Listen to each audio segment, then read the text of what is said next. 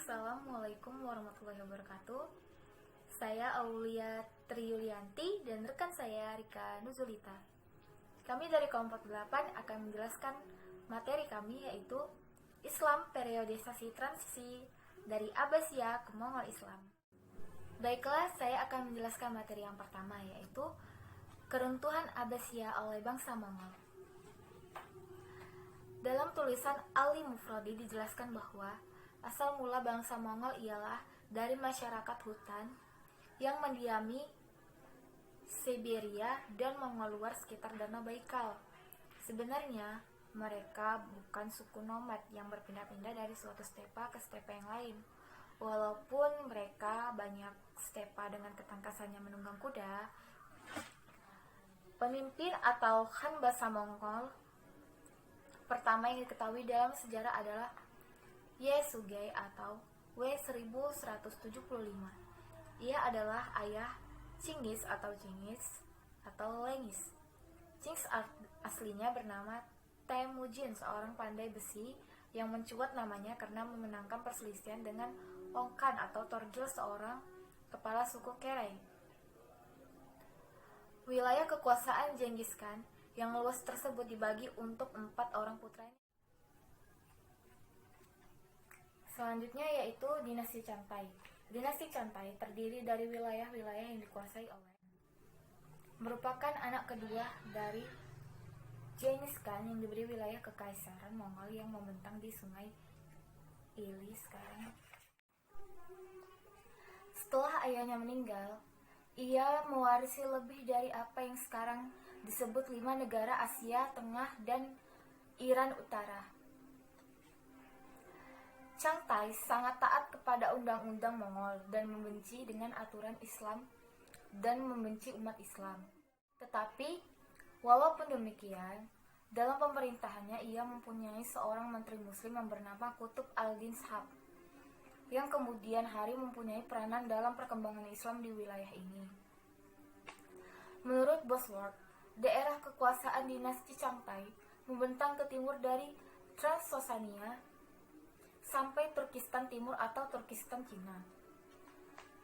Cabang barat keturunan Chantai di Transosania segera memasuki dalam lingkungan pengaruh Islam, namun ditumbangkan oleh cabang timur di Semiraj dan Ili serta Tinshan di Tarim lebih tahan terhadap Islam. Dinasti-dinasti Chantai setelah meninggalnya Chantai secara turun-temurun menurut M. Abdul Karim sebagai berikut. Yang pertama, Karahulegu 1241 sampai 1248. Yang kedua adalah Ishumoguki 1248 sampai 1251. Yang ketiga, Karahulegu 1251. Dan yang keempat, Orgahana atau Jandakara 1251 sampai 1266. Yang kelima, Mubarak Shah 1266. Yang keenam, Borok Khan 1266 sampai 1271.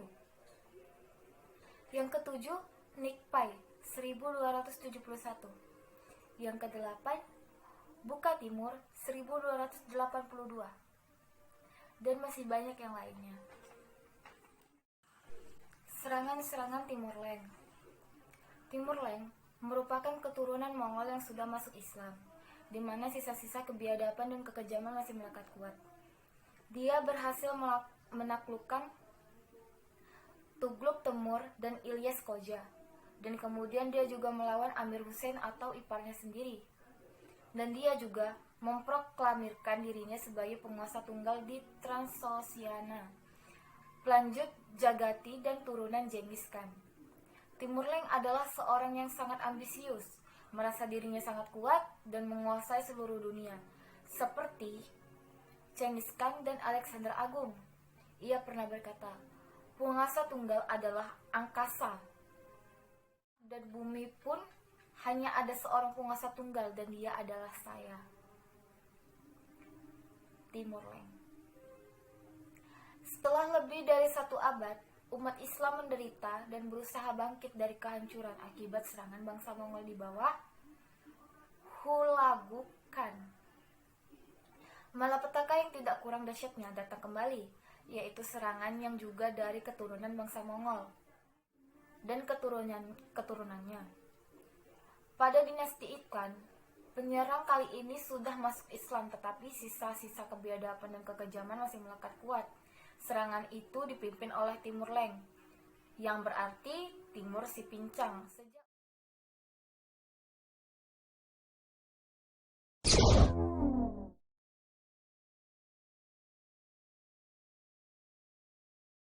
Assalamualaikum warahmatullahi wabarakatuh. Nama saya Rika Nuzulita. Saya ingin menjelaskan dinasti-dinasti Islam di kawasan bangsa Mongol atau Asia Tengah yang dimulai sejak Khulafaur Rasyidin, dinasti Umayyah dan dinasti Abbasiyah. Yang pertama, masa dinasti Khulafaur Rasyidin. Sebelum Khulafaur Rasyidin, Nabi Muhammad telah menyebarkan selama 23 tahun, 10 tahun di Mekah dan 13 tahun di Madinah.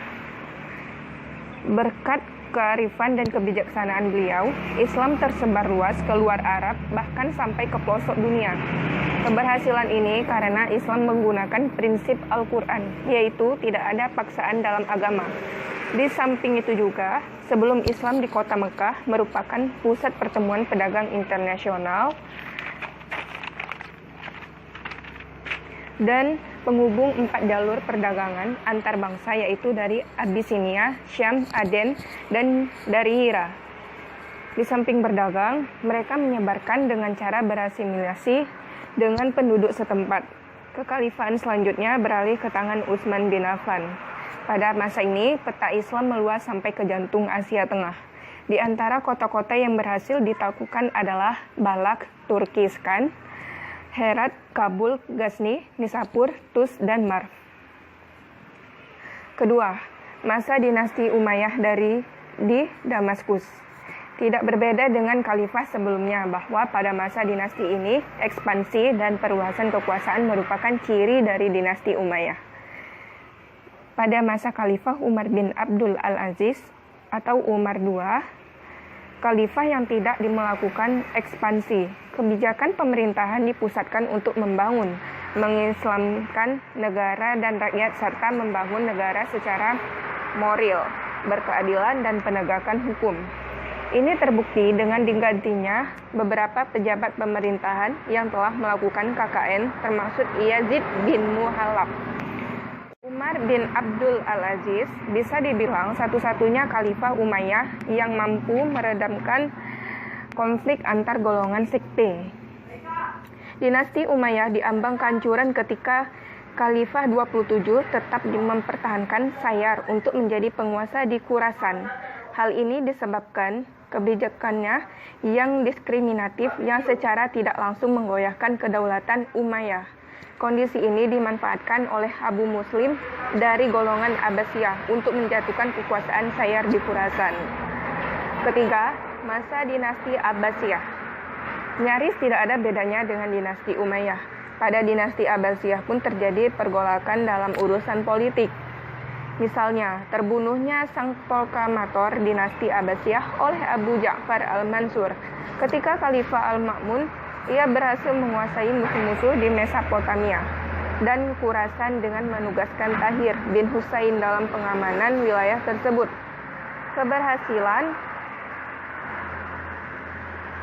Keberhasilan lain, masa Al-Ma'mun yaitu telah berhasil mengislamkan penguasa Kabul.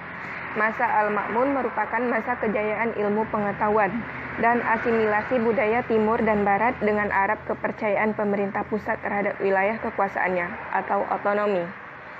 Terkadang menjadi bumerang bagi stabilitas politik. Instabilitas politik bukan hanya disebabkan oleh kecerobohan dan kelemahan pemerintah pusat. Setelah Khalifah Al-Ma'mun wafat sampai Khalifah terakhir Abbasiyah telah berdiri dinasti-dinasti yang merdeka. Itulah penjelasan dari saya. Lebih dan kurang saya mohon maaf apabila dari kawan-kawan yang ingin berkomentar. Silakan komentar di kolom komentar. Sekian dari saya. Assalamualaikum warahmatullahi wabarakatuh.